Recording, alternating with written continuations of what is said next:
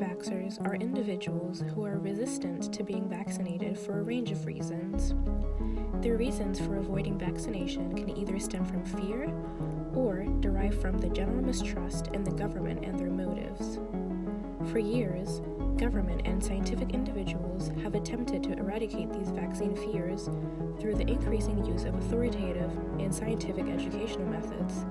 But, despite the accuracy and validity of these methods, these attempts have proven to be ineffective, and anti-vaxxers seem to be unaffected by these facts due to their disposition and inclination to believe in conspiracy theories.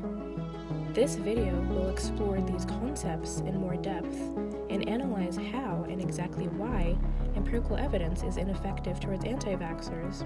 This video will also deeply delve into the psyche and ways of thinking of anti-vaxxers and consequently uncover the exact reasons why anti-vaxxers are so hesitant to adopt change or listen to reason.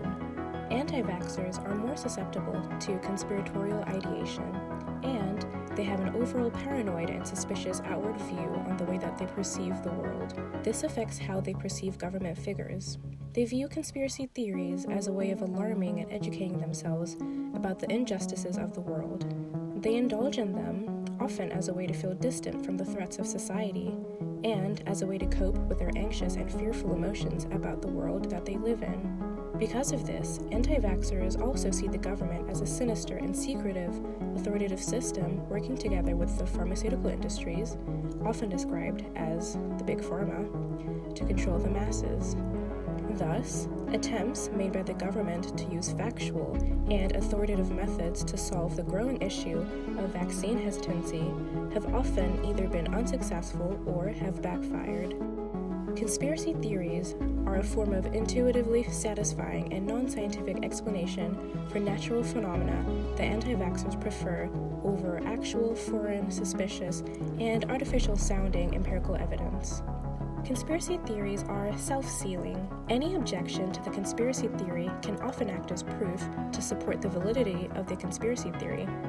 For example, any scientific individual trying to discredit a conspiracy theory can immediately be deemed as suspicious and inherently evil, thus supporting the conspiracy theorists' original claims.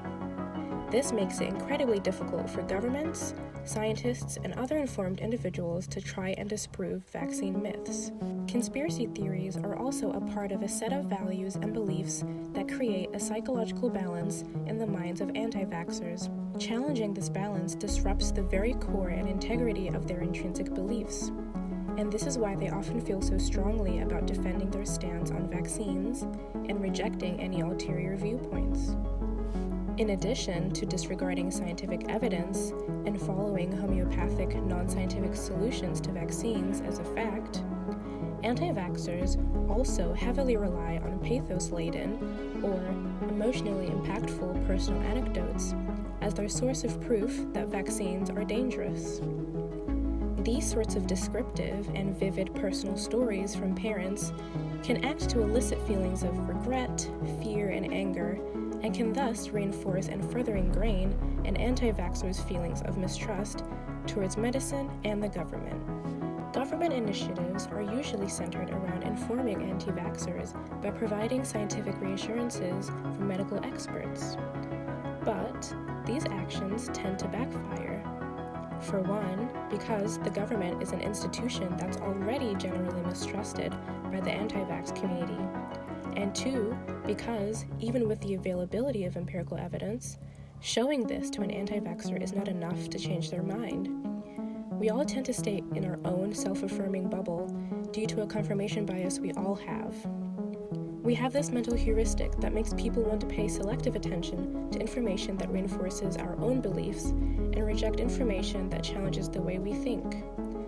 Thus, simply showing an anti-vaxxer facts about vaccine will not resolve any of their fears and anxieties around vaccines. This is why it can be hard to have a conversation with an anti-vaxxer. Once someone is set on a specific way of thinking, it can be hard to change their mind unless they are willing to. This also illustrates just how detrimental our emotions, specifically fear, can be. Fear can drive us to do illogical things to protect ourselves, but can also blind us from the glaring warning signs of reason. The only way for an anti-vaxxer to see reason and escape their bubble of fear and misinformation is to reason with them emotionally. It is more effective to have an emotive, open discussion with vaccine-hesitant people, such as retelling stories of grieving parents who regret not vaccinating their children. Closing the gap between this dualistic debate can help unify the disparities of both parties and create an environment where each side is willing to listen to each other. This is important because living in a highly divisive world will prevent societal change from occurring. By learning to communicate and understanding each other, humanity can advance with less global conflict and misunderstandings. Additionally, I know communication cannot solve everything. The root of vaccine hesitancy is fear.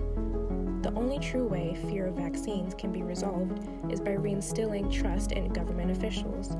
Right now, with the COVID-19 vaccine being available, more officials are volunteering to take the jab, which I think is a great initiative and definitely a step in the right direction. I made this video because I was curious. I wanted to understand how anti-vaxxers thought and felt.